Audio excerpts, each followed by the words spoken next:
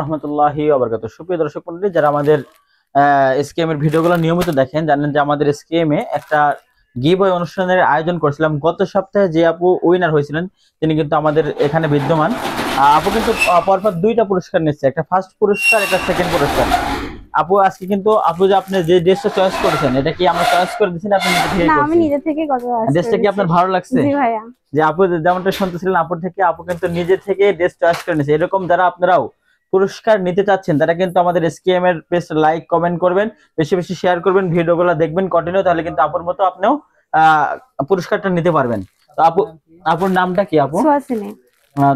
বাসার ঠিকানা কোথায়? কলোনিয়া। কলোনি। আমাদের এই শপে কেনাকাটা করে বা আমাদের ভিডিওগুলো আপনার কেমন লাগে একটু দর্শকদের বলতেন। আলহামদুলিল্লাহ, আমি অনেক হ্যাপি যে আমি টপ 10 এর ফার্স্ট এবং সেকেন্ড হতে পেরেছি। আর ভাইয়াদেরকেও অনেক অনেক ধন্যবাদ যে আমাদের জন্য এরকম একটা গিভঅ্যাওয়ে প্ল্যাটফর্ম তৈরি করার জন্য। এখানকার ড্রেসগুলো অনেক ভালো মান এবং কোয়ালিটি, ভাইয়াদের ব্যবহারগুলো অনেক ভালো। তো গিফটটা পাওয়ার পরে আপনার অনুভূতিটা কিরকম? গিফটটা পাওয়ার পর আমার অনুভূতি প্রকাশ করার মতো না, আমি অনেক হ্যাপি।